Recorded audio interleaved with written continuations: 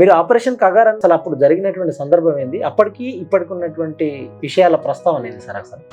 అనేక రకమైనటువంటి ఆ పోరాటాల సంస్థలు ఏవైతే ఉన్నాయో ఆయుధాలతోటి మా లక్ష్యాన్ని, మా ఆశయాన్ని, మా ఉద్దేశాన్ని, మా సిద్ధాంతాన్ని సాధించుకుంటామని. అమిత్ షా ఏమంటుండు, ఆపరేషన్ కగార్తో 2026 వరకు లేకుండా చేస్తాము, అందుకే అంత దూరం పోయిండు అనేది ఒక వాదన వినిపిస్తుంది సమాజంలో. మేము ఏమంటున్నామంటే మావోయిస్టు రహిత ఛత్తీస్గఢ్, మావోయిస్టు రహిత మహారాష్ట్ర, మధ్యప్రదేశ్, ఒరిస్సా ఈ మాటలు కాదు కావాల్సింది. పేదరికం లేని, ఆకలి లేని, సమస్యలు లేని, దోపిడీ లేని, అవినీతి లేని ఛత్తీస్గఢ్ చేస్తా అని చెప్పు. అమిత్ షా గారిని పూలదండలు వేసి శాలువలు కప్పి మొత్తం ఊరేగిద్దాం. ఆ చెయ్యి ఎలా పోయింది సార్? కార్యక్రమంలో భాగంగా పాల్గొన్నప్పుడు నా చేతిలోనే బాంబేలి ప్రమాదం జరిగి తర్వాత 2-3 సంవత్సరాలు తీవ్రమైన అనారోగ్యానికి పోయి.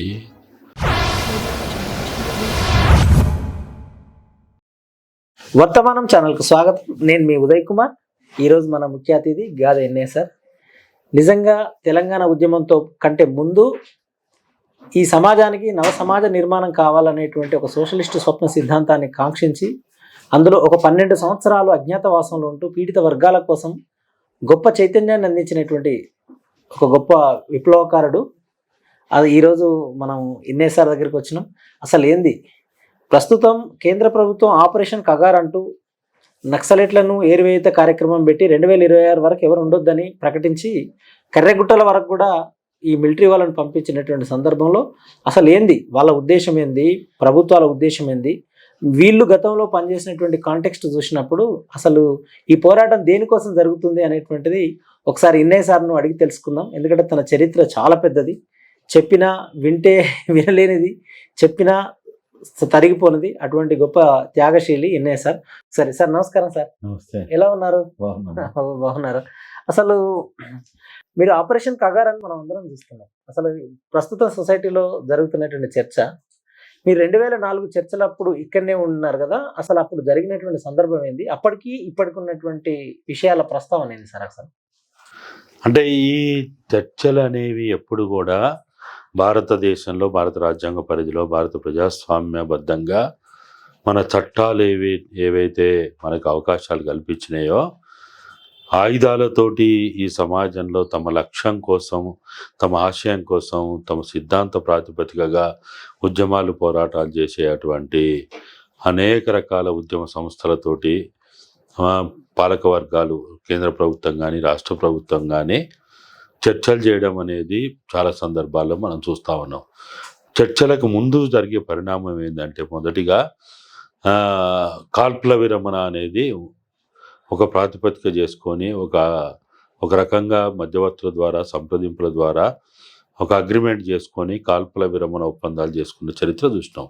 ఇది దాదాపుగా భారతదేశంలో 1947 తర్వాత 1950లో గణతంత్ర దేశంగా ఏర్పడినప్పటి నుంచి కూడా ఈశాన్య భారతదేశ రాష్ట్రాలైనటువంటి నాగాలాండ్ కావచ్చు, మణిపూర్ కావచ్చు, అరుణాచల్ కావచ్చు, ఇట్లా అనేక రాష్ట్రాలతోటి అనేక రకమైనటువంటి ఆ పోరాటాల సంస్థలు ఏవైతే ఉన్నాయో ఆయుధాలతోటి మా లక్ష్యాన్ని, మా ఆశయాన్ని, మా ఉద్దేశాన్ని, మా సిద్ధాంతాన్ని సాధించుకుంటామని చెప్పి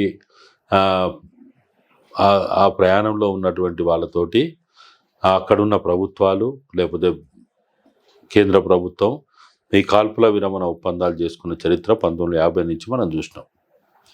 అయితే విప్లవోద్యమం వరకు వచ్చినప్పుడు, విప్లవ పార్టీ వరకు వచ్చినప్పుడు 2002లో ఏదైతే అప్పుడు పౌరస్పందన వేదిక పేరుతోటి శంకరన్ గారి నాయకత్వంలో ఈ ఏదైతే హింస జరుగుతుందో, లేకపోతే ప్రజలు అమాయకులు కూడా చంపబడతా ఉన్నారు, చచ్చిపోతూ ఉన్నారు అని చర్చ జరిగిన క్రమంలో 2003 తర్వాత ఇంకా ఉధృతమయ్యి పౌరస్పందన వేదిక ఆ రోజున్నటువంటి చంద్రబాబు ప్రభుత్వానికి ఎన్నిసార్లు విన్నవించుకున్నా వాళ్ళు పట్టించుకోకపోవడం వల్ల ప్రతిపక్షంలో ఉన్న రాజశేఖర రెడ్డి గారి నాయకత్వంలో ఉన్న ఆ కాంగ్రెస్ పార్టీ, మేము మా ప్రభుత్వం వస్తే మేము చర్చలు చేస్తాము, సంప్రదింపులు చేస్తాము, ఇటువంటి హింసాయుత చర్యలు లేకుండా చూడగలుగుతాం, మా పోలీస్ బలగాలను కూడా మేము కట్టడి చేయగలుగుతాము, అట్లా ఇట్లా అని చాలా విషయాలు చర్చలు జరిగినాయి. ఆ తర్వాత మనకి 2004లో ఎన్నికలైనాయి. ఎన్నికల తదనంతరం పౌరస్పందన వేదికకి లేకపోతే తెలంగాణ సమాజానికి అప్పుడు మావోయిస్ట్ పార్టీకి అంటే ఆ పీపుల్స్ వార్ ఉండేప్పుడు ఇచ్చినటువంటి మాట ప్రకారం కాంగ్రెస్ ప్రభుత్వం ఆ రోజుల్లో చర్చలకి సిద్ధమయ్యి దాదాపు ఒక 6 నెలలు ఈ మొడాలిటీస్ మీద చర్చలు జరిగి చివరికి ఒక అంగీకారమైనటువంటి ఒక పద్ధతిని ఎంచుకొని ఇక్కడ మన లేక్ వ్యూ గెస్ట్ హౌస్లోనే చర్చలకి ఆహ్వానించి ఇదంతా మనం చూసినాం. ప్రభుత్వం తరఫున ఆ రోజుల్లో జానారెడ్డి గారు, ఆయన హోమ్ మినిస్టర్ కాబట్టి ఆయన ప్రభుత్వ ప్రతినిధిగా, ఇటువైపు నుంచి పీపుల్స్ వార్ పార్టీ ప్రతినిధులుగా 3, జనశక్తి ప్రతినిధి 2, మధ్యవర్తులుగా ఉన్నటువంటి వాళ్ళు ఎవరైతే శంకరన్ గారు, పొత్తూరు గారు, హరగోపాల్ గారు, వరవరరావు సార్, ఇట్లా అనేక మంది దీంట్లో భాగస్వాములు ఇదంతా జరిగింది. భారతదేశ చరిత్రలో విప్లవోద్యమ పార్టీతోటి మొట్టమొదటిసారి కాల్పుల విరమణ ఒప్పందం కానీ లేకపోతే చర్చల పరంపర వరకు పోయింది కానీ అప్పుడే జరిగింది. అయితే ఇప్పుడు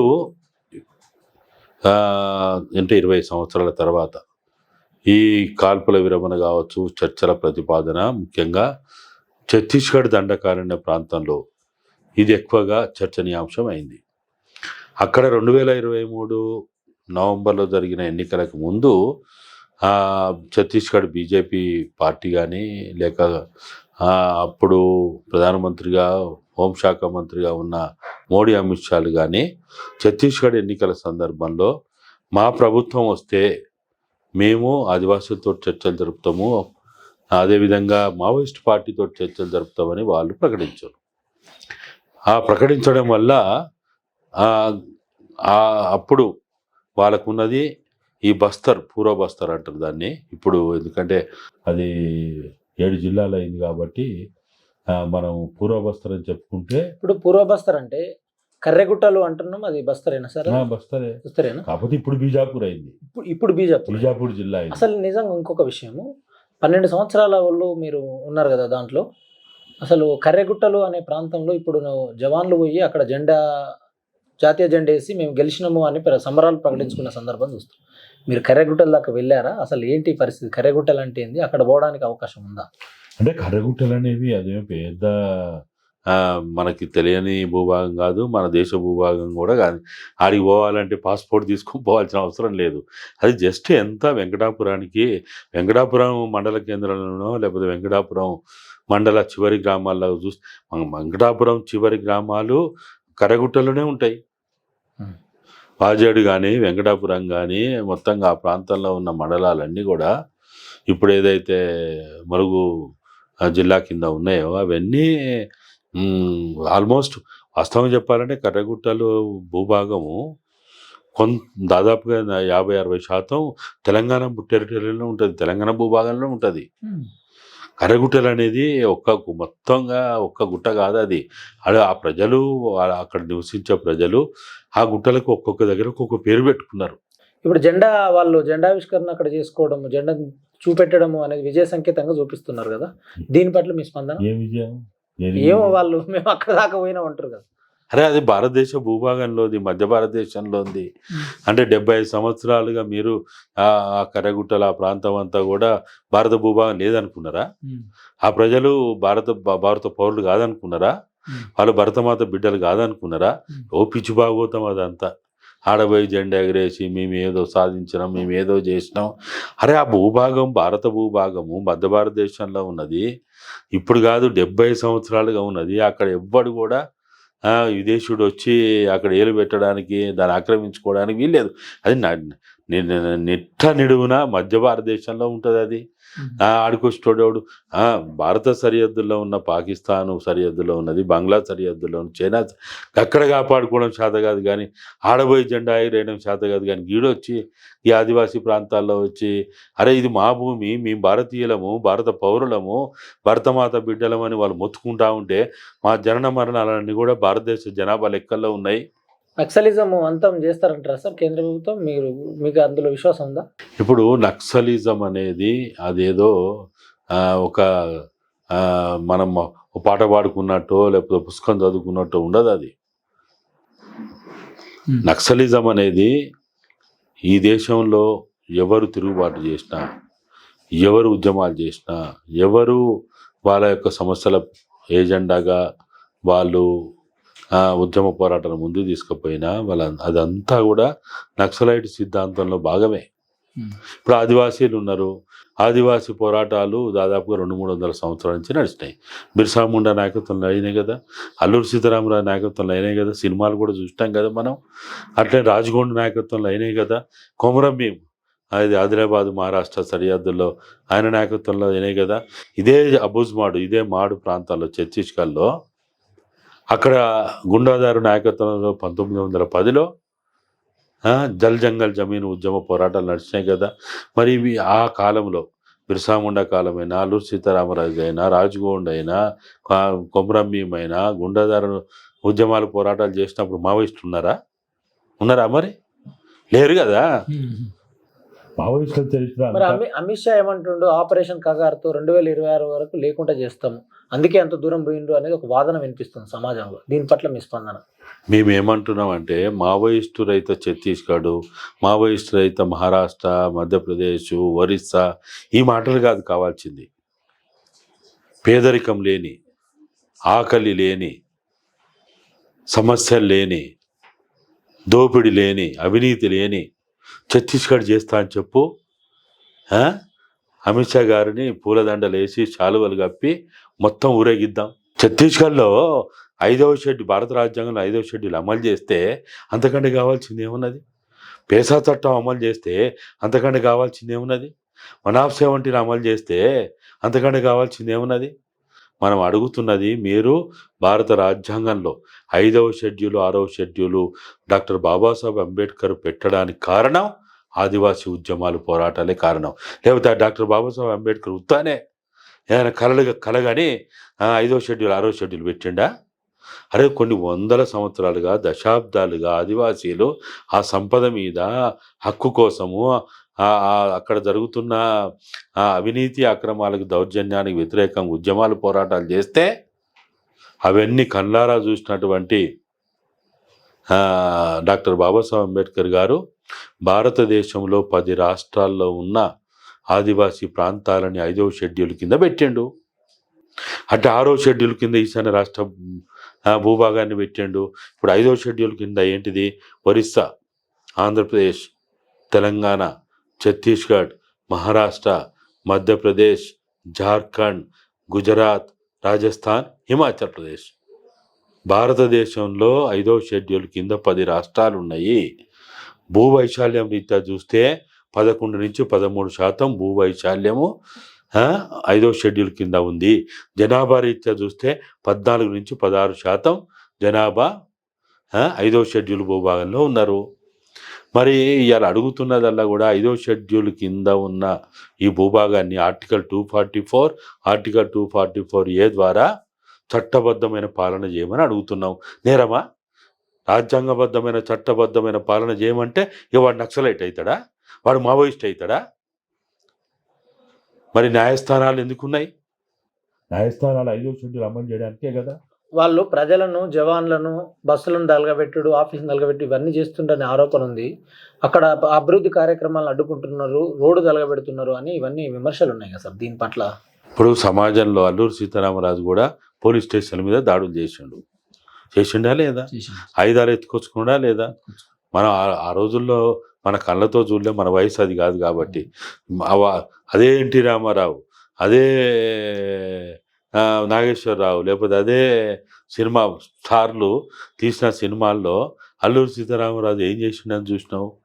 పోలీస్ స్టేషన్ మీద దాడులు చేసిండు, ఆయుధాలు తెచ్చుకున్నాడు, తిరుగుబాటు చేసిండు, కొంతమందిని హత్య చేసిండు, ఇవన్నీ చేశాను కదా. మరి పోలీస్ స్టేషన్ల మీద దాడులు చేసి ఆయుధాలు పట్టుకొని సంచరించిన అల్లూరి సీతారామరాజు విగ్రహ ప్రతిష్ట మన ప్రధానమంత్రి మోడీ గారు పోయి ఎట్లా చేస్తాడు? ఆయన కూడా రహస్య జీవితం జీవించండి కదా. అంటే ఆయుధాలు పట్టుకుంటే నేరం కాదనే కదా మీరు చెప్పేది. అల్లూరి సీతారామరాజు ఆయుధాలు పట్టుకున్నాడు, బాంబులు పట్టుకున్నాడు. అప్పుడున్న సమాజం వేరు, ఇప్పుడున్న సమాజం వేరు కదా సార్. వాడు బ్రిటిష్ మీద అల్లూరి సీతారామరాజు ఫైట్ చేసిండు. ఇప్పుడు ఈ దేశంలో భారత రాజ్యాంగం మీద ప్రమాణం చేసిన వాళ్ళు వీళ్ళు ప్రభుత్వం పాలన చేస్తున్నారు కదా, వీళ్ళ మీదనే కదా, మన దేశ పౌరులే కదా అందరూ, అంటే ఏం చెప్తారు? ఇప్పుడు ఆ రోజు అల్లూరి సీతారామరాజు అయినా, రాజగోండ్ అయినా, బిర్సా ముండా అయినా, లేకపోతే గుండాదార్ అయినా, లేకపోతే కొమరం భీమ్ అయినా చేసింది ఒక్క బ్రిటిష్ వాళ్ళ మీదనే కాదు. బ్రిటిష్ వాళ్ళు ఆదివాసీ సంపదని కొల్లగొడుతుంటే, ఆదివాసీ సంపదని దోపిడీ చేస్తుంటే, అరాచకాలు చేస్తుంటే దానికి వ్యతిరేకంగా ఉద్యమ పోరాటాలు చేసిండ్రు. అట్లనే ఇప్పుడు కూడా తెల్లదొరలు పోయి నల్లదొరలు వచ్చినా అదే చట్టాలు ఉన్నాయి, అదే వేధింపులు ఉన్నాయి, అదే హింసాత్మక చర్యలు ఉన్నాయి, అదే చంపుడు, అదే దోపిడీ కనపడుతుంది. కాబట్టి వాళ్ళు చేస్తున్నారు. ఆదివాసీ ఉద్యమ పోరాటాలకి అది బ్రిటిష్ ఓడా లేకపోతే తెల్లదొరణ నల్లదొరణ అని తేడా ఏం లేదు, ఎవడున్నా చేసిండ్రు. సరే, ఇంకొక ముఖ్యమైన విషయము, మీరు కేసీఆర్ స్టార్టింగ్ ఉన్నప్పుడు కేసీఆర్తో స్నేహం మీది, అంటే అప్పుడు వాళ్ళ ఇంటికాడ ఏం లేకపోయినా లక్షల రూపాయలు మీరు ఖర్చు పెట్టి ఉద్యమాన్ని ముందుకు తీసుకొచ్చిన చరిత్ర. ఇప్పుడు ఆయన రాష్ట్ర ముఖ్యమంత్రి, మా రెండు పర్యాలు ముఖ్యమంత్రి అయ్యింది. మీరు ఒక ప్రజల కోసం ప్రజా వైపు ఉన్నారు. అసలు ఆయన కేసీఆర్ గారు మొన్న నక్సలైట్ల గురించి ఒక లెటర్ రాద్దామన్నారు కదా, అంటే కేసీఆర్కు నక్సలైట్ల అవసరం వచ్చిందా ఇప్పుడు, లేకపోతే అసలు మీలాంటి అనుభవం కలిగినటువంటి వ్యక్తులు ఏం చెప్తారు అసలు ఆయన వ్యాఖ్యల మీద? నాకు తెలిసి ఈ దేశంలో ఏ రాజకీయ పార్టీని వీళ్ళు వాళ్ళని కాదు, ఆర్ఎస్ఎస్ వాళ్ళైనా, బీజేపీ వాళ్ళైనా, కాంగ్రెస్ అయినా, లేకపోతే కమ్యూనిస్టులు అయినా, లేకపోతే ప్రాంతీయ పార్టీలైనా, అందరూ కూడా నాకు తెలిసినంతవరకు దేశంలో అన్ని పార్టీలు నక్సలైట్లని గొప్పోళ్ళు అన్నోళ్ళే, నక్సలైట్లని దేశభక్తులు అన్నోళ్ళే. నక్సలైట్లు లేకపోతే ఈ సమాజంలో దోపిడీ పెరుగుతుంది, అవినీతి పెరుగుతుంది, దౌర్జన్యాలు పెరుగుతాయి, రౌడీయిజం పెరుగుతుంది, గుండాయిజం పెరుగుతుంది అని మాట్లాడినోళ్ళే. ఎవరు మాట్లాడలే? ఈ దేశంలో ఎవరైనా మాట్లాడకుండా ఉన్నారా? ఇవాళ బెంగాల్ ముఖ్యమంత్రి మమతా బెనర్జీ మాట్లాడలేదా? మాట్లాడింది కదా, వాళ్ళతో దోస్తాన్ చేసింది, కిషన్ సింగ్ చంపింది కదా, అది కూడా చూడాలి కదా. 2000 నేను అనేది వాళ్ళు వాళ్ళ అవసరాలు అప్పుడు మాట్లాడిందా లేదా? ఈ దేశంలో ఎవరు మాట్లాడలేదు? శరద్ పవార్ మాట్లాడలేదా? లేకపోతే ఇందిరాగాంధీ మాట్లాడలేదా? లేకపోతే మాట్లాడింది. 69 ఉద్యమం అయిన తర్వాత ఏదైతే నక్సలైట్ ఉద్యమం ఇదైనప్పుడు ఆమె కూడా మాట్లాడింది. నక్సలైట్ల గురించి ఆమె కూడా ప్రస్తావించింది. ఎందుకంటే నక్సల్బరీ ప్రారంభమైంది బెంగాల్లోనే. 69లో మొదలైతే తర్వాత ఆమె ఎమర్జెన్సీ పెట్టినప్పుడు కూడా మొదట్లో నక్సలైట్లు చాలా గొప్పోళ్ళు, దేశభక్తులు, వాళ్ళు ఉంటేనే సమాజం మేలుకొల్పుగా ఉంటుంది, అట్లా ఇట్లా మాట్లాడింది. తర్వాత ఎమర్జెన్సీ పెట్టి అందరిని అరెస్ట్ చేసే చంపే గిరాయిపల్లి ఎన్కౌంటర్, ఫస్ట్ ఎన్కౌంటర్ గిరాయిపల్లిలో జరిగింది కదా, సూరప్నేని జనార్దన్ వీళ్ళందరిది. అప్పుడు మళ్ళా నక్సలైట్లు దేశద్రోహులు అవుతారు, టెర్రరిస్టులు అవుతారు, నక్సలైట్లు తీవ్రవాదులు అవుతారు. వాళ్ళ మాట, రాజకీయ పార్టీల మాటలు, రాజకీయ నాయకుల మాటలు, వాళ్ళ అవసరాల కోసం వాళ్ళు ఏదైనా ఇక్కడ మాట్లాడలేదా? తెలంగాణలో కూడా మీరు అన్నట్టు కేసీఆర్ తెలంగాణ రాష్ట్ర సాధన క్రమంలో చాలా మాట్లాడిండు. నేనే పెద్ద నక్సలైట్ అన్నాడు, నేనే పౌరకులు, నాకంటే పెద్దోడేవాడు, హక్కుల ఉద్యమాలు నడిపేటోడు, నాకంటే గొప్పోడేవాడు, అసలు నేనే పౌరకుల సంఘ అధ్యక్షుడని కూడా ప్రకటించుకున్నాడు. అంటే రాజకీయ నాయకులు వీళ్ళు వాళ్ళని కాదు, ఈ పార్టీ ఆ పార్టీ అని కాదు, ప్రతి ఒక్కరూ వాళ్ళ స్వప్రయోజనాల కోసం, వాళ్ళ ఓట్ల రాజకీయం కోసం అవన్నీ చేస్తారు. అయితే వాళ్ళు ఇప్పుడు ఎందుకు మాట్లాడుతున్నాం అని అయితే మేము అనం. అది బీఆర్ఎస్ మాట్లాడినా, కాంగ్రెస్ మాట్లాడినా, అట్లాంటి ఛత్తీస్గఢ్లో ఇప్పటి ప్రభుత్వం కంటే ముందు కాంగ్రెస్ ప్రభుత్వం ఉండి వాళ్ళు కూడా భూపేల్ బగల్ ముఖ్యమంత్రిగా ఉన్న వాళ్ళు కూడా క్యాంపులు పెట్టిండ్రు, పోలీసు బలగాలం పెట్టిండ్రు. కాకపోతే ఒక ముహూర్తం పెట్టి, ఒక డేట్ పెట్టి ఇంత భయంకరంగా కాంగ్రెస్ పార్టీ చేయలే, ఇట్లా చేయలే. వాళ్ళు చెప్తున్నారు కదా, ఇప్పుడు మీరు చెప్పినట్టు ముహూర్తం పెట్టినారు 2026 మార్చి అని. అని చంపడానికి ముహూర్తం పెట్టడం ఏంది? నేను ఫినిష్ చేస్తా, నేను చంపుతా, నేను అటు చేస్తా, ఇది చేస్తా అని ఎవడైనా మంత్రి మాట్లాడేనా? అయ్యి రాజ్యాంగం మీద ప్రమాణం చేస్తున్నాడు ఎవడైనా మాట్లాడచ్చు అట్లా?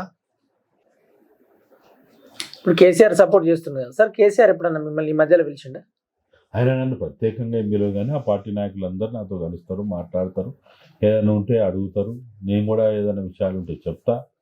మేము ఆయన ప్రకటనకు ముందు మేము చాలామందిని కలిసినాం, చెప్పినాము. ఆయన కనుక ఇప్పుడు ఈ ఆదివాసుల గురించి, కగారు గురించి, చర్చల గురించి, కాల్పుల విరమణ మాట్లాడితే ఆయన గౌరవం పెరుగుతుందని కూడా చెప్పినాం. సరే, ఆయన అవసరం అయింది, రాజకీయ పార్టీలో ఉన్నాడు, రాజకీయాలే చేస్తాడు. సార్ మీరు బెల్లి లలితక్క ఉన్నప్పటి నుంచి అప్పటి నుంచి మీ పేరు వింటున్నాం జనరల్గా. ఆ చేయి ఎలా పోయింది సార్?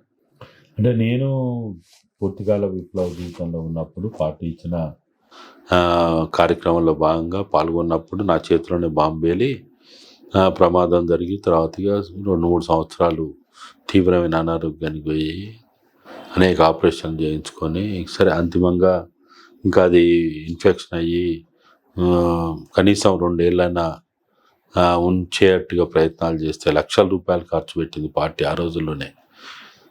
కానీ ఇక శరీరం సహకరించకపోవడం వీటి వల్ల మళ్ళీ పూర్తిగా ఇక్కడ వరకు తీసేసుకోవాల్సి వచ్చింది. దాని తర్వాత మీరు బెల్లి లలిత ఏదైతే విషయం ప్రస్తావించిందో నేను మొట్టమొదటిసారి మేము బెల్లి లలితను చూసింది 1994 తర్వాత 95లో నేను దగాపడ్డ తెలంగాణ పుస్తకాలు రాసే క్రమంలో 95 ఎండింగ్లో మొదటిసారి అనుకుంటాను భువనగిరి పోయినప్పుడు అక్కడ సాహితీ మిత్ర మండలి వాళ్ళతోటి కలిసి మాట్లాడినాము. దాని తర్వాత 96లో సాహితీ మిత్ర మండలి వాళ్ళతోటి ఇంకా ఈ కార్యక్రమం ముందుకు తీసుకుపోదామని అనుకున్నప్పుడు అప్పుడు బెల్లి లలిత కాడ కలవడం పరిచయంగా మాట్లాడడం ఇదంతా. అప్పటికి ఆమె అక్కడ ఈ గుట్కా వ్యతిరేక ఉద్యమం గొల్ల కుర్మ హక్కుల సాధన ఉద్యమంలో ఇట్లా పాల్గొంటూ ఉండే. ఆమె అక్కడ స్పిన్నింగ్ మిల్ ఉంది కదా దాంట్లో పనిచేస్తుండే ఆమె ఏది కాంట్రాక్ట్ వర్కర్గానే ఏదో పనిచేస్తుండే. ఇక అప్పుడు మేము పోయి ఈ విషయాలని చెప్పి 96 డిసెంబర్ నుంచి ఆమెను మెల్లమెల్లగా ఈ తెలంగాణ ఉద్యమంలో భాగస్వామ్యం చేస్తూ జనవరి నుంచి ఇంకా పూర్తిగా నేనే స్వయంగా వెళ్ళి స్పిన్నింగ్ మిల్ వెళ్ళి ఆమెకి లీవ్ లెటర్ రాయించి లీవ్ ఇప్పించి ఇవన్నీ చేసినాం.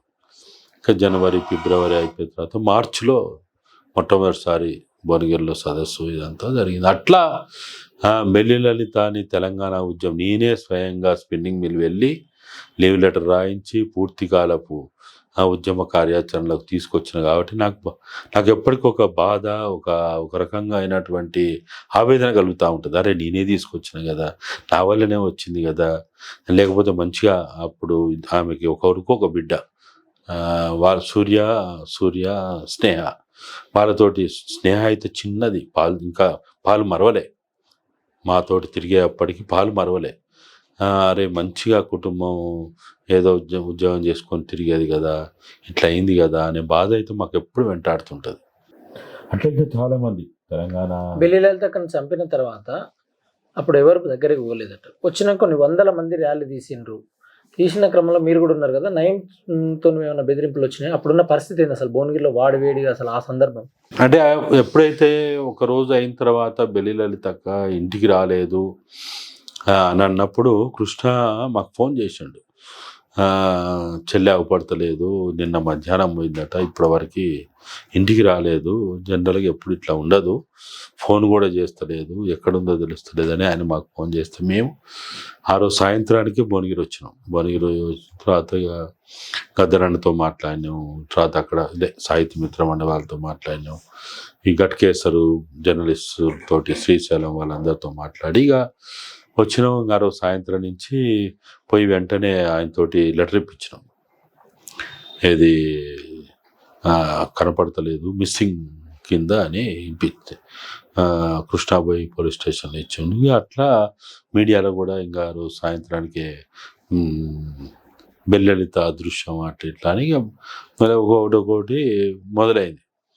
తెల్లారి పత్రికల్లో ఇట్లా అదృశ్యం అని రాగానే ఇంకా కొంతమంది సంఘాల వాళ్ళు వీళ్ళు అప్పటికే తెలంగాణ ఉద్యమంలో ఆమె పోషించే పాత్ర ఏదైతుందో అది వరంగల్ మీటింగ్లో కావచ్చు, లేకపోతే ఇక్కడ కావచ్చు, లేకపోతే ఆమెతో పాటు మేము అనేక సభలు సమావేశాలు పాల్గొన్నాం. మెదక్లో పాల్గొన్నాం, నల్గొండలో పాల్గొన్నాం, వరంగల్లో పాల్గొన్నాం. కాబట్టి బాగా ఒకటి చాలా ఫెరోషియస్గా ఉంటుంది, మంచిగా పాట పాడుతుంది. కాబట్టి అది ప్రజలను బాగా ఆకట్టుకున్నది, ఆమెను బాగా గుర్తుపెట్టుకున్నది సమాజం, తెలంగాణ సమాజం బాగా గుర్తుపెట్టుకున్నది. అట్లా ఇంకా బాగా చర్చ మొదలయ్యి అట్లా అదృశ్యమైందట, ఏమైందో ఎక్కడ పోయిందో. ఒకవైపు ఏమో ఈమె ఏమన్నా పార్టీ వాళ్ళని కలవడానికి పోయిందని ఒకవైపు అనుమానం, రెండో అనుమానం లేదు ఎవరన్నా కిడ్నాప్ చేసిందా, ఎవరన్నా ఏమన్నా అంటే పోలీసులు ముఖ్యంగా నయమని మొదలే అనుకోలే, పోలీసులు ఏమైనా చేసిందా అని ఇట్లా ఉండే. తర్వాతగా మెల్లగా కొంత లీక్ అవుతూ ఉంటే ఇప్పుడు ఎక్కడైతే ఆమెను చంపిండ్రో, ఏ ఇంట్లో చంపిండ్రో ఆడ చుట్టుపక్కల వాళ్ళు ఏదో ఇక్కడ ఏదో అరుపులు వినపడ్డాయి, ఇట్లా అని మెల్లగా అనడం, దీంతో కొద్దిగా ఆ ప్రమాదానికి సంబంధించినటువంటి వార్త మెల్లగా ప్రజల్లోకి వచ్చింది. ఆ ఇంట్లో పోయి చూసిరా సార్ రక్తం మడుగులు? తర్వాత చూసినాం. ఉన్నాయా రక్తం మడుగులు?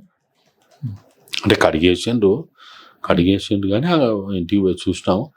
ఎప్పుడైతే ఈ అనుమానం కొద్దిగా అయింది అప్పుడు మేము చుట్టూ బాయిలల్లో వెతకడం, చెట్ల కింద అక్కడిక్కడ వెతకడం, చెరువులో వెతకడం, ఇట్లా మొదలుపెట్టి ఏదైనా చంపి ఎక్కడన్నా వేసిందా ఏంటిది అది. తర్వాతగా పోలీస్ మీద ఒత్తిడి తేవడం, మాధవరెడ్డి మీద ఒత్తిడి తేవడం, ఇట్లా ఇక అనేక రకాలుగా అనేక రూపాల్లో ఆ వాయిస్ బాగా పెరిగిపోయింది. అప్పుడు కన్ఫ్యూజ్ చేయడానికి పోలీసు వాళ్ళే ఉత్తరాలు ఏదో బయట పెట్టడం, ఇట్లా ఎన్ని ప్రయత్నాలు చేయాలనో అన్ని ప్రయత్నాలు చేశారు. ఇప్పుడు ఎట్లయితే మనం చూస్తున్నాం కదా, ఏది ఆ క్రిస్టియన్ పాస్టర్ ప్రవీణ్ పగడాలది ఎట్లయితే నడుస్తున్నదో అప్పుడు కూడా గట్లే అనిపించింది మాకు. రోజుకో న్యూస్, రోజుకో వార్త, పోలీసు వాళ్ళు రోజుకోటి చెప్తారు, ఇవాళ చెప్పింది మళ్ళీ రేపు చెప్పరు, మీడియా కూడా ఇవాళ చెప్పింది రేపు చెప్పదు, ఇట్లా ఒక గందరగోళమైన వాతావరణం ఉండే. సరే చివరికి ఏదో బాయిలో పడ్డదని అట్లా అట్లా ఆమె అంటే అట్లా ముక్కలుగా నరకబడి అంగాంగం ఆమెని చిత్రహింసలు పెట్టింది చూస్తే చాలామంది బాధపడ్డారు. ఇక్కడ పార్టీలు లేని కాదు, పార్టీలు లేవు, కులాలు లేవు, మతాలు లేవు, అందరూ ఆమె జరిగిన అన్యాయం అనుకోండి, ఆ కుటుంబానికి జరిగిన అన్యాయం అనుకోండి, దాన్ని నిరసిస్తూ వేలల్లో వచ్చారు. ఒకవైపు మీరు అన్నట్టు నయీం బెదిరింపులు, నయీం చేస్తున్న హత్యలు ఒకవైపు ఉన్నప్పటికీ సంఘాలు కావచ్చు, లేకపోతే పార్టీల నాయకులు కావచ్చు, అందరూ కూడా ఏమాత్రం కూడా జంకకుండా వెనకకుండా పెద్ద ఎత్తున వేలల్లో వచ్చారు. అది గొప్ప ఇన్స్పిరేషన్గా కనపడ్డది ఆ రోజుల్లో. ఆ నేపథ్యం నుంచి చూస్తే ఇప్పుడు ఆపరేషన్ కగారు, ఇప్పుడు కాంగ్రెస్ ప్రభుత్వానికి మీలాంటి వాళ్ళు ఏం సలహాలు ఇవ్వాలనుకుంటుండ్రు? గతంలో చర్చలకు వచ్చిండ్రు కదా కాంగ్రెస్ ఉన్నప్పుడు, మీరు కూడా చర్చల ప్రతినిధి ఉన్న సందర్భం కదా, అసలు ప్రస్తుత రాజకీయాలు, కాంగ్రెస్ ప్రభుత్వ విధానం, దీని పట్ల మీ అభిప్రాయం, అదేవిధంగా కాంగ్రెస్కి ఏం సలహాలు ఇస్తారు? మేమందరం ఒక్కటే, కాంగ్రెస్ పార్టీ అయినా ప్రతిపక్ష పార్టీలు అందరూ కూడా, లేకపోతే బీజేపీలో ఉన్న ఆదివాసీల ఎమ్మెల్యేలను ఎంపీలను అడుగుతుంది ఒకటే, భారత రాజ్యాంగంలో పొందుపరిచినటువంటి 5వ షెడ్యూల్ అమలు చేపియండి. ఏముంటుంది సార్ 5వ షెడ్యూల్? ఆదివాసీ ప్రాంతాలకు ప్రత్యేకమైనటువంటి ప్రత్యేక చట్టాలు, ప్రత్యేకమైన హక్కులు ఉంటాయి. దాని ప్రకారం ఇప్పుడు ఆదివాసీ భూభాగంలో ఎవరైనా బయట నుంచి పోయి భూమి కొనలేరు, ఫ్యాక్టరీలు పెట్టలేరు, అక్కడ సంపదను బయటికి తీసుకురాలేరు.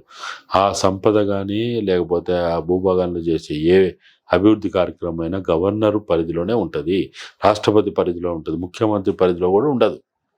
కాబట్టి అక్కడ ఏదన్నా చేయాలంటే ఆ గ్రామ స్వరాజ్యం అంటాం కదా, ఆ కమిటీ లేకపోతే ఆ పంచాయతీ గ్రామ సభ ఏదైతే అంటే వాళ్ళు తీర్మానం చేస్తున్నా అక్కడ ఏమైనా చేయాలి. ఏ పని చేయాలన్నా, నువ్వు స్కూల్ పెట్టాలన్నా, హాస్పిటల్ పెట్టాలన్నా, రోడ్లు వేయాలన్నా, నువ్వు ఏది చేయాలన్నా కానీ గ్రామ సభ తీర్మానం కంపల్సరీ అవసరం ఉంటుంది. ఇప్పుడు వీళ్ళందరూ అడుగుతుంది ఏంటంటే, నువ్వు ఏదైతే ఈ సంపద పైన నువ్వు కన్నేసి ఉన్నావో, దాన్ని కాజేయాలని చూస్తున్నావో, అది గ్రామ సభ ద్వారా చేయి. నువ్వు ఫ్యాక్టరీ పెట్టాలన్నా గ్రామ సభ ద్వారా చేయి, నువ్వేమన్నా అభివృద్ధి కార్యక్రమాలు ఇంకేమైనా చేయాలన్నా గ్రామ సభ ద్వారా చేయి. గ్రామ సభ షెడ్యూల్ 5 ప్రకారము అదే ఒక భారత రాజ్యాంగం, అదే భారతదేశ చట్టాలు, న్యాయాలయవే, అదే వాళ్ళ పూర్తి స్థాయి హక్కులను కలిగి ఉంచుంటుంది. కాబట్టి సరే, దాని తర్వాత పేసా చట్టం వచ్చింది, 170 వచ్చింది, ఇంకా అనేక రకాలైనటువంటి చట్టాలు వచ్చినాయి. వాటన్నిటినీ మీరు ఇంప్లిమెంట్ చేయండి, ఇంతకంటే మించి అయితే ఇంప్లిమెంట్ చేయించడానికి ప్రతిపక్ష పార్టీలు, ఇప్పుడు ఈ రాష్ట్రంలో ఉన్న కాంగ్రెస్ ప్రభుత్వం ఉంది కదా, ఒకవేళ అది ఇంప్లిమెంట్ చేయాలంటే ఈ ప్రభుత్వం ఏమైనా చేపించడానికి అవకాశం ఉంది. దీనికి మీరు ఏం సలహాలు ఇస్తారు? ఉంది, ఎందుకు లేదు? ఎట్లా ఎట్లా ఇప్పుడు భారత రాజ్యాంగంలో ఉన్నదే అడుగుతున్నాం కాబట్టి భారత రాజ్యాంగంలో ఉన్నది అమలు చేయడానికి మీకు వచ్చిన బాధ ఏంది? కాంగ్రెస్ ప్రభుత్వం సపోర్ట్ చేస్తుందా? చేయాలని మీరు చెప్తే కదా, మీరు ఒక అనుభవజ్ఞులు కదా, మీరు కాంగ్రెస్ పార్టీతో ఉన్న ఇంటర్నల్ రిలేషన్ ప్రకారంగా ఎట్లా చూస్తారు దీన్ని? మేమైతే ఇప్పుడు రాహుల్ గాంధీ చెప్పే ప్రకారము వాళ్ళ ఆదివాసీ కాంగ్రెస్ కమిటీ ఏదైతే ఉందో, వింగ్ ఏదైతే విభాగం ఉందో, యూత్ వింగ్, స్టూడెంట్ వింగ్ ఉన్నట్టు వాళ్ళకి కాంగ్రెస్ పార్టీకి ఆదివాసీ ఓ వింగ్ ఒకటి ఉన్నది. ఆదివాసీ వింగు ద్వారా వాళ్ళు చేస్తున్న ప్రయత్నాలు ఏవైతే ఉన్నాయో వాళ్ళ సంపద కాపాడుకోవడం. ఇప్పుడు స్వయాన ఈ ఆదివాసీ కాంగ్రెస్ అధ్యక్షులు ఎవరైతే ఉన్నారో విక్రమ్ బూరే, ఆయన మధ్యప్రదేశ్ అసెంబ్లీలో ఎమ్మెల్యే. మా ఆదివాసీ భూములను మేము కాపాడుకోవాలి, ఆదివాసీ భూములన్నీ కూడా ఈ ఆర్ఎస్ఎస్ బీజేపీ ప్రభుత్వాలు అన్ని రాష్ట్రాల్లో కూడా ఆదివాసులు దక్కకుండా చేస్తూ ఉన్నారు, కార్పొరేట్లకు కట్టబెడతా ఉన్నారు, ఇది దుర్మార్గము, ఇది అన్యాయం అని స్వయంగా ఆయనే మధ్యప్రదేశ్ అసెంబ్లీలో మాట్లాడాడు.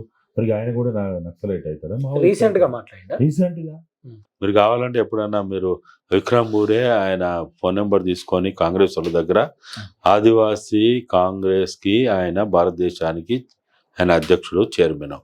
మరి వాళ్ళు కాంగ్రెస్ పార్టీ వాళ్ళందరూ మాట్లాడుతున్నారు, ఒరిస్సా కాంగ్రెస్ మాట్లాడుతుంది, ఛత్తీస్గఢ్ కాంగ్రెస్ మాట్లాడుతున్నది. సరే, వాళ్ళు ఈ మావోయిస్ట్ పార్టీని ఇష్టపడకపోవచ్చు, ఇంకేదైనా కావచ్చు, కానీ ఆదివాసీ హక్కులకు ఏదైతే ఉందో వాళ్ళు దాని మీద మాట్లాడుతున్నారు. మాట్లాడడం తప్ప నేరమా? కాబట్టి ఇప్పుడు మేము అడుగుతుంది కూడా ఏంటంటే, భారత రాజ్యాంగంలోని 5వ షెడ్యూల్ అమలు చేయండి. 5వ షెడ్యూల్ ద్వారా అమలు చేయాల్సిన 244, 244A చట్టాన్ని మీరు అమలు చేయండి. పేసా చట్టాన్ని అమలు చేయండి. ఇవన్నీ చేస్తే మావోయిస్టు రహిత ఛత్తీస్గఢ్ ఆటోమేటిక్గా అవుతుంది. ఇంతమంది ఆయుధాలు, ఇంతమంది మనుషులు, ఇన్ని రోజులుగా ఇంత చేయాల్సిన అవసరం లేదు. వాళ్ళు మీరు కాల్పుల విరమణ చేయండి, చర్చలకు సిద్ధంగా అని వాళ్ళు అడుగుతున్నారు. కాల్పుల విరమణ చేయడానికి భారత ప్రభుత్వానికి ఉన్న బాధ ఏంది, నొప్పి ఏంది?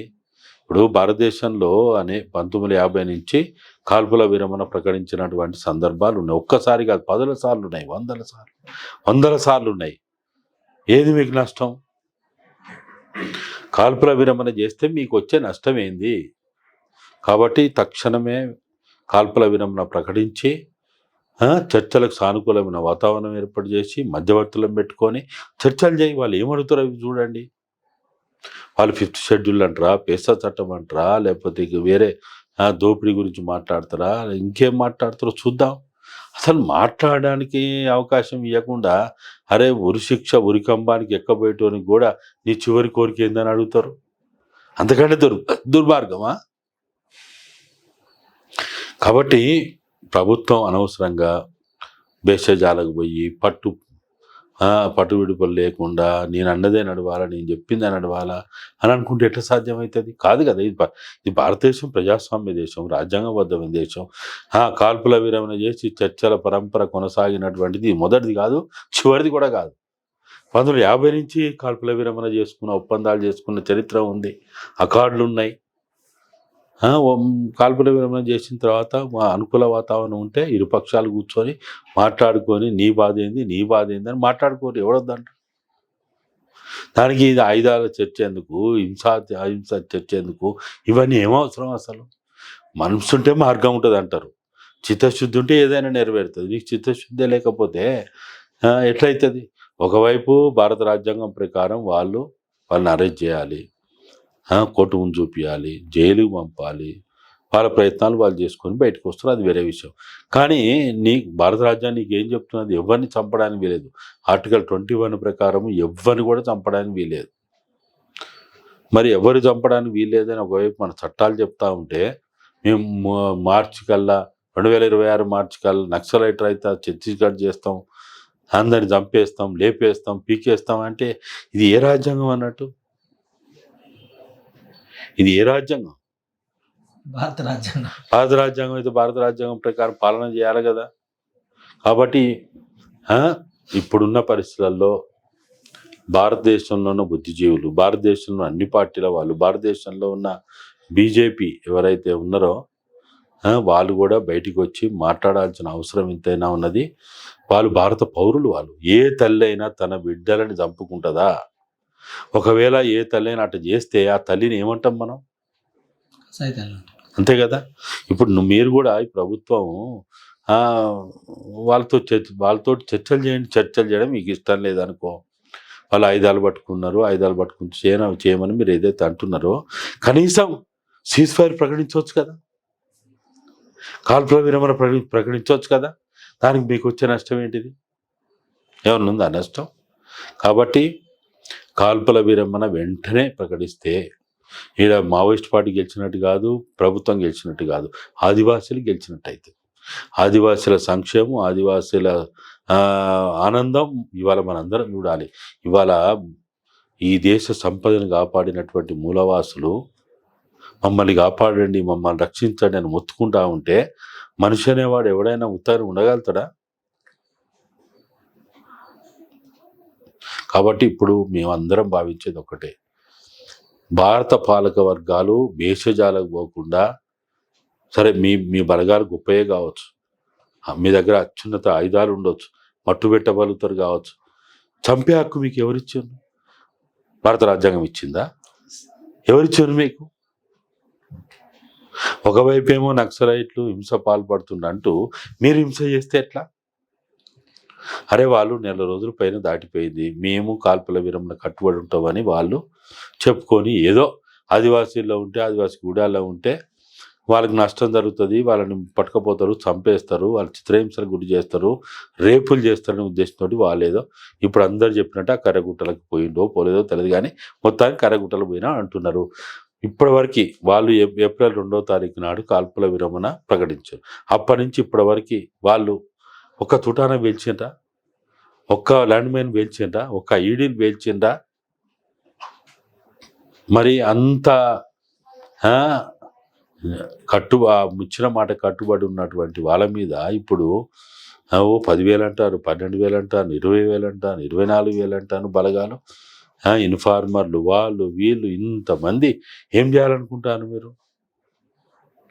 మీరు చెప్పండి, ఒక తీర్మానం చేయండి లోక్సభ రాజ్యసభలో, వీళ్ళు భారతీయులు కాదు, వీళ్ళు పాకిస్తానీలు, బంగ్లాదేశీయులు, లేకపోతే ఇంకో దేశం వాళ్ళు, మీరు వీళ్ళతో చర్చలు ఎందుకని అప్పుడు మాట్లాడండి. థ్యాంక్ యూ, విలువైన సమాచారం ఇచ్చినందుకు. ఈరోజు మన ఎన్ఐ సార్ దగ్గరికి వచ్చినాం, ఆపరేషన్ కగారుతో పాటు పాలిటిక్స్ మీద. ఈరోజు వచ్చినందుకు ప్రత్యేకమైన సమాచారం. సార్ అంటున్నటువంటి అంశం ఏంటంటే, వాళ్ళు మన దేశ పౌరులే, వాళ్ళు సమాజం కోసం బయలుదేరిన వాళ్ళు, మీరు భారత రాజ్యాంగం మీద ప్రమాణం చేసిన వాళ్ళు కాబట్టి వాళ్ళు అడుగుతున్నది ఏంది? షెడ్యూల్ 5 ప్రకారము, పేసా చట్టం ప్రకారం, 170 యాక్ట్ ప్రకారంగా వాళ్ళకు రావాల్సినటువంటి అవకాశాలు ఆదివాసీలకు కావచ్చు, గిరిజనులకు కావచ్చు, సహజంగా వాళ్ళ అవకాశాలు వాళ్ళకి ఇచ్చేస్తే సరిపోతుంది కదా. వాళ్ళు ఒక సీజ్ ఫైర్ చేయమంటున్నారు, వాళ్ళు మేము కాల్పుల విరమణ ఏప్రిల్ 2 నాడు ప్రకటించినామని అంటున్నారు. మరి మీరు కూడా ప్రకటించి వాళ్ళు ప్రజల నుంచి రిప్రజెంటేటివ్ చేస్తున్నారు కాబట్టి ఆ రిప్రజెంటేటివ్ అనేది కేంద్ర ప్రభుత్వం తీసుకొని వాళ్ళు ఈ ప్రజల నుంచి ఏ సమస్యలు చెప్తా ఉన్నారు అనేటువంటి అంశము సార్ గారు మాట్లాడారు.